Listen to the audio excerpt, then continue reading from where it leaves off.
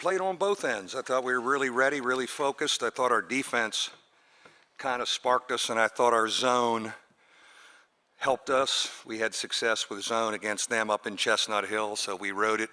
But anytime we can get that thing to 80 and make double-digit threes, that's how we have to advance and beat people in this league. Questions for the players? Front row. Mike Barber, Richmond Times-Dispatch. For both the players, you heard Coach just say, get it to 80. Last time you played Virginia, 50-49. I'm sorry I'm asking you to jump ahead here, but for both of you, what do you remember about the matchup with Virginia, and why is it so hard to approach 80 against them? We know that they're a sound defensive team. The last time we played them, they did a really good job of being in the gaps, and the thing about us is that when we move the ball and we play how we play, I think the sky's the limit for this team, and just we know that we're good. We know that they're going to come down and they're going to slow it down and they're going to play at their pace, but we're mature enough. This year we've matured. That's the biggest thing about this team, and with maturity comes and breeds confidence, and that's what we have now. Yeah, basically just piggyback off of what TJ said. They're a poised team, and we just know that we got to come in and play as hard as we can. And it was a close game, like you said, but I think we can make something happen this time. Yeah, for TJ, Rick Bozich, WDRB in Louisville. The ACC's announced there'll be no fans at the games tomorrow. I'm just wondering, as a player, what do you think that experience will be like? It's definitely going to be different. It's going to be, Coach said in the locker room, more like a scrimmage than it is an actual game, but we can't have that mindset. We have to come out and play like our lives are on the line still. We play for the fans. It's going to be not sad, but just a little bit of a different environment. Our families are usually here, and it's a little bit easier to play and a little bit more energy in the building. But we have to bring our own energy and just play the way we play. We'll be able to bring our families, right? So your families will be there. Perfect. Yeah. That's a good thing. Other question for the two players? Front row again. Have either of you ever played in a basically empty gym? And if you do, what was your memory of that? Probably just for a practice or something, or like a scrimmage. So Cincinnati last year, we scrimmaged them in Bankers Life, where the Pacers play, and so it was a different kind of atmosphere. Yeah, it was. Just us. You can hear your echo in there. You're echo.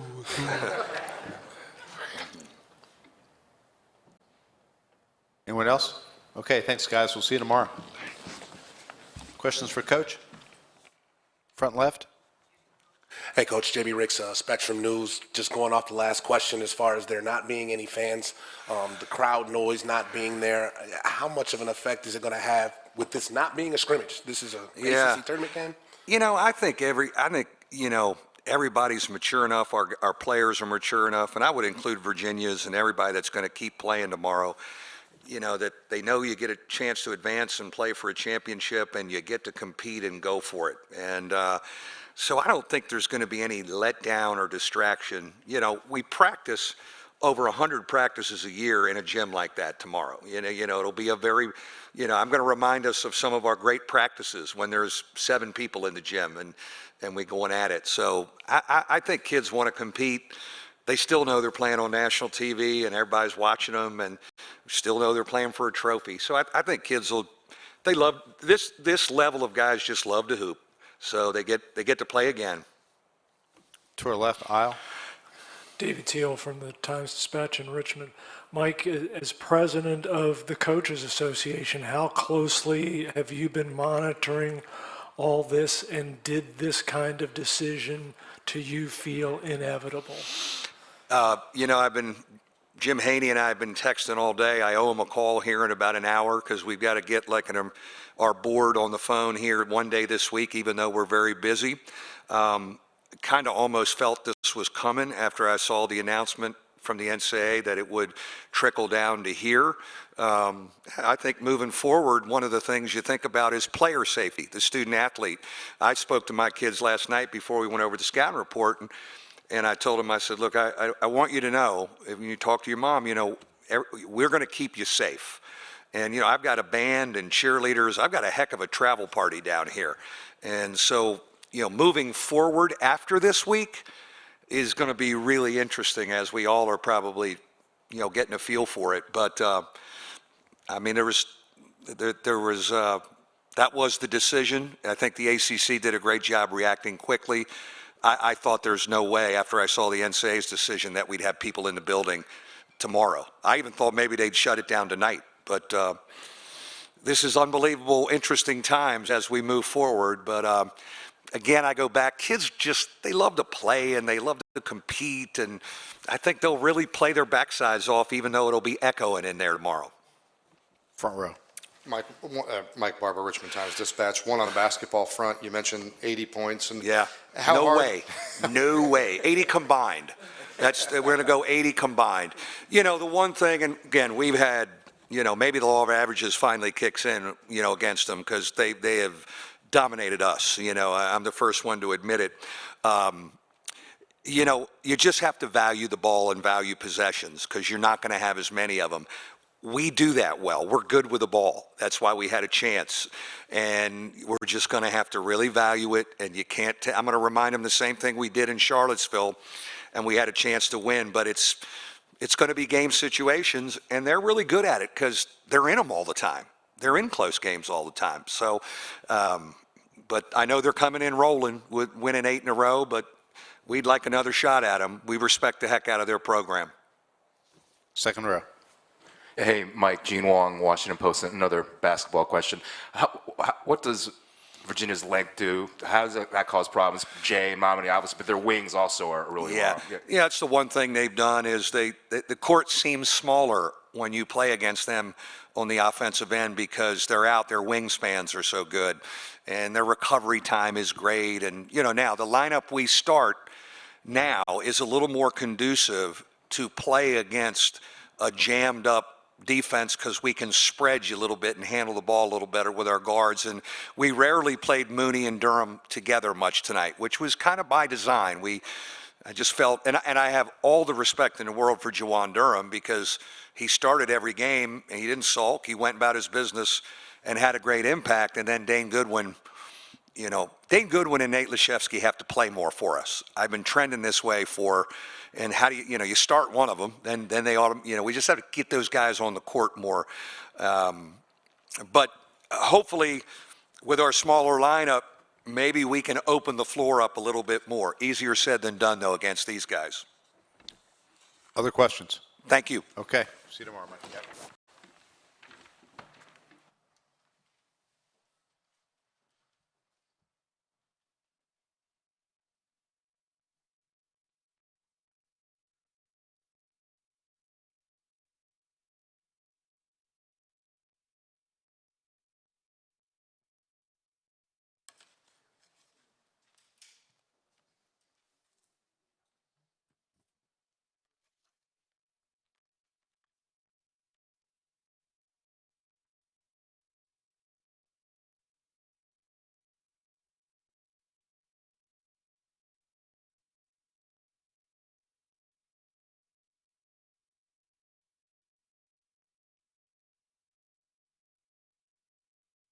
Okay, Boston College is on their way.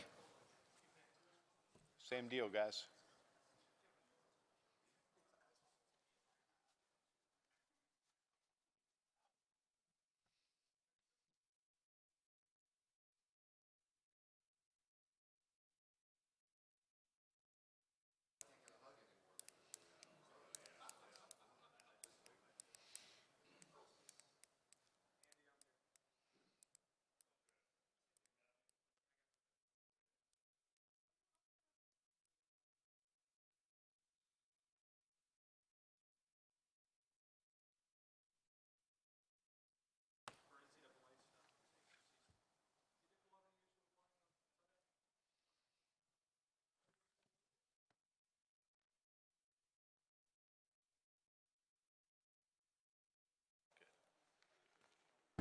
General comment whenever you are. I'm good. Just ask questions. Do I have to make comment? Do I have to? Let's ask, because they'll ask me. Okay, questions for the players first, please.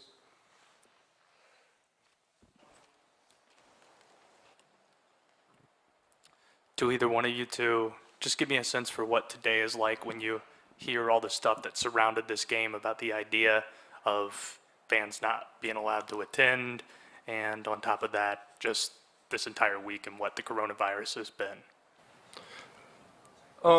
Yeah, I think that played into a factor, but I don't think that played too much in a factor. We knew what was going on, and we got emails from our school and stuff like that, but I don't think that affected us today.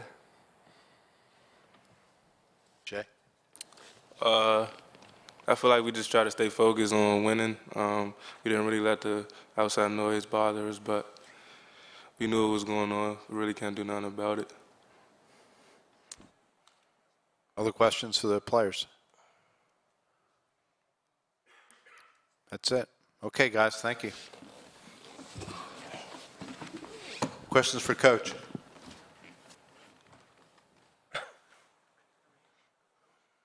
Any questions for Coach?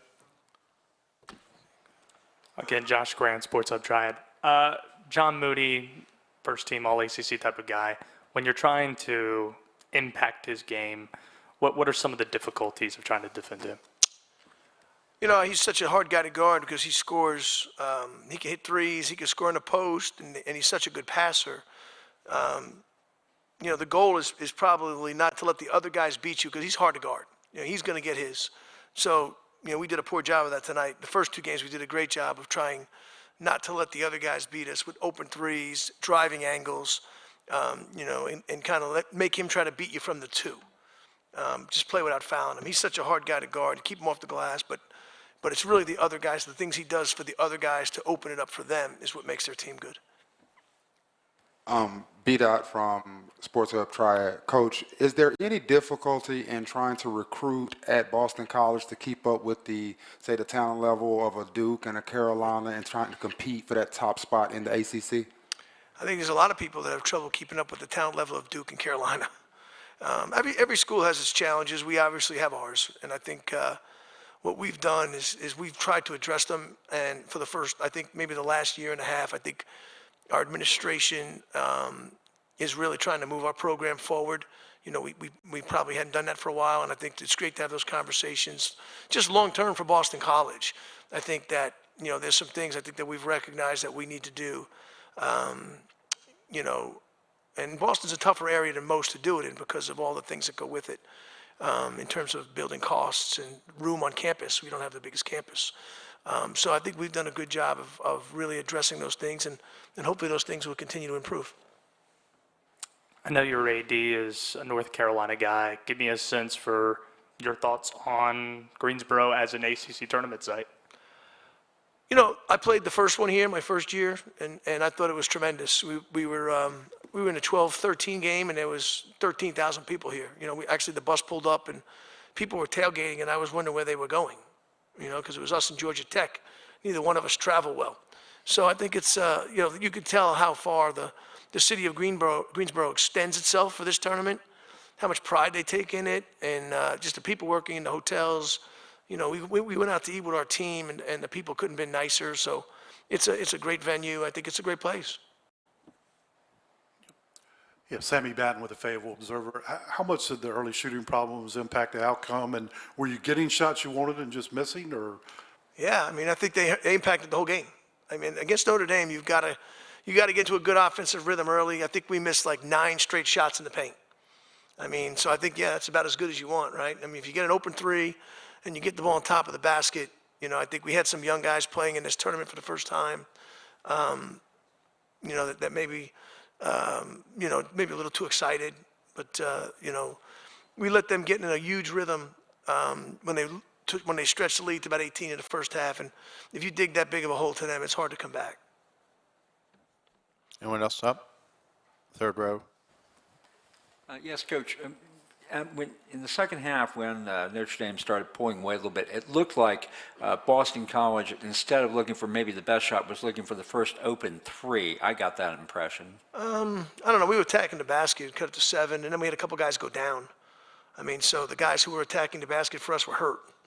So, you know, if you put in you know, we went to 4 guards, so it's hard for us to run as much of our stuff because we've guys not playing the right positions. So we're kind of trying to spread them out a little bit and attack off the dribble, kick for threes. We're trying to, you know, I don't think we were rushing, taking bad, quick shots. We were just maybe not scoring on the break. But we weren't able to run the stuff we were running because of 2 guys got hurt during the game. It's hard to play like that. And You know, you're putting a guy in a new position he hasn't played all year.